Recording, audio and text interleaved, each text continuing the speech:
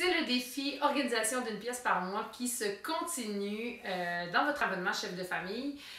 On a fait ensemble la salle de bain en janvier dernier. J'espère que ça a fait du bien. On se lance maintenant dans la cuisine. Probablement le plus gros travail de ce défi-là. Dieu sait qu'il y en a des choses dans notre cuisine. Et s'il y a une pièce qui devrait être bien organisée dans votre maison, c'est bien celle-là pour éviter de perdre un temps fou dans l'organisation des repas, mais pour éviter aussi d'avoir toujours à tout reclasser. Tout le monde est tanné. Je vous dis pas que vous allez réussir avec vos plats Tupperware, mais bon. Tout le monde est tanné de reclasser ses armoires. Disons que si on le faisait une fois pour toutes, ce serait bien. Je ne vais pas refaire le classement parce que mes armoires sont déjà bien classées. J'ai déjà fait ça il y a quelques années maintenant. Puis je vous dis, j'utilise le même ordre depuis tout ce temps-là, la même logique de classement, la même organisation. Donc, je ne vais pas refaire tout le travail. Par contre, je vais vous faire un petit tour d'horizon pour vous inspirer dans le classement de dans l'organisation de votre propre cuisine, classement des aliments, des articles de cuisine aussi.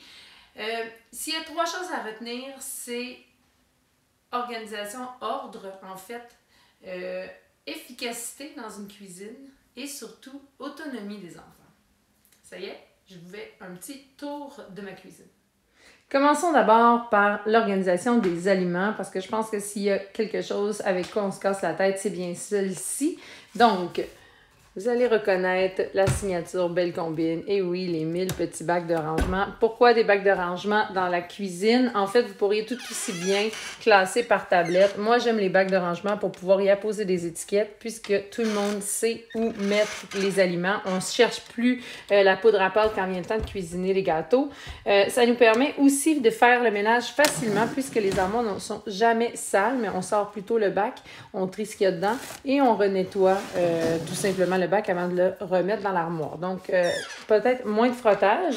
Alors, comment c'est organisé ici? Bien sûr, huile et vinaigre et les aliments de base sur les tablettes du haut.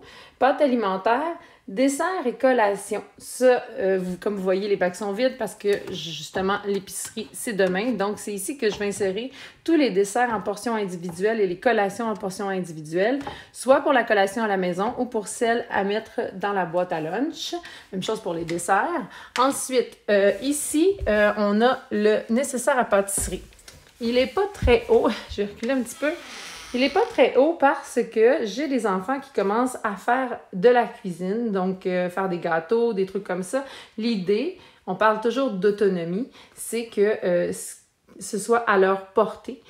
Donc, la même chose pour les chocolats. Vous allez voir, peut-être que vous avez un peu peur que vos enfants tombent dans les boîtes de chocolat. Ce serait à vous de voir.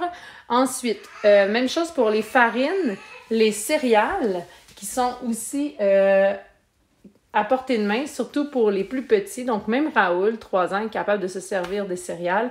Alors, c'est un peu ça quand je parle de penser à l'autonomie de nos enfants. Un petit tour dans le frigo. En fait, dans le frigo, encore une fois, c'est un peu vide. Tant mieux. C'est le meilleur moment pour faire le classement de votre frigo, en 2 épiceries. Je me suis créé des sections supplémentaires que j'ai aussi étiquetées. Donc, celui-là, c'est vraiment celui qui est à ne pas négliger. Le mangez-moi en premier. Que ce soit moi ou mon mari qui faisions à manger, on s'assure tout le temps de vider ce petit récipient-là en premier. Donc, c'est à la fin, avant de remplir le frigo avec une nouvelle épicerie, c'est le moment de regarder qu'est-ce qui doit absolument être consommé pour éviter le gaspillage. Donc, on veut être efficace. Ensuite, toujours la section avec les condiments, encore une fois dans un bac. Mais aussi les desserts. Donc, il y a d'autres desserts. Mes enfants ont fait des puddings. Remarquez la présentation. Même chose pour les desserts individuels pour après les repas ici à la maison, mais aussi pour mettre dans la boîte à lunch. Même chose pour les collations. Et les lunchs, c'est ici qu'on dépose les boîtes bento le matin, qu'on dépose les thermos et tout ça. Donc, pour que les enfants puissent faire leur lunch de façon autonome. Un petit bac déjeuner à sortir le matin avec tout ce qu'il faut pour mettre sur les rôtis. Le lait, toujours à portée de main. Les crudités aussi. Et bien entendu, ce qui est hyper important chez nous, ce sont les bouteilles d'eau pour chacun. rempli et à portée de main dans le frigo. L'idée, c'est d'éviter les 1000 petits verres d'eau sur le comptoir, mais aussi que les enfants puissent de façon autonome toujours se servir à boire quand ils ont soif. L'armoire à épices de ma cuisine, c'est probablement la chose la moins Pinterest de toute ma cuisine. Ceci dit, elle est extrêmement pratique puisque chaque pot d'épices est placé en ordre alphabétique, ce qui me permet de retrouver très facilement l'épice que je recherche. Ça me fait penser de vous dire que, comme c'est vraiment beaucoup de travail, tout réorganiser la cuisine, profitez-en donc pour vous faire un petit plaisir et peut-être vous procurer quelque chose que vous voulez depuis un bout de temps ou faire un changement dans votre cuisine. Question de vous récompenser un petit peu. Pour ma part, je pense que ce sera des pots à épices et des étiquettes pour agrémenter un petit peu ce coin-là là, qui m'agace, disons, un petit peu. Rapide coup d'œil des autres armoires. J'ai toujours un petit coin déjeuner, en fait, juste au-dessus de la cafetière et du four grille-pain pour que les enfants aient à portée de main ce qu'ils ont besoin pour préparer leur petit déjeuner. Les noix sont tous ensemble, ainsi que les épices supplémentaires, bouillon, etc. Encore une fois, au-dessus de la station déjeuner, disons ça comme ça, pain et café-thé tout en haut. Le nécessaire pour la préparation des collations, des desserts et tout le tralala est rangé aussi au même endroit, c'est-à-dire tous les petits pots pour les collations et les desserts, les boîtes bento et les bouteilles d'eau. Finalement, les articles que j'utilise le plus pour cuisiner sont tous au même endroit.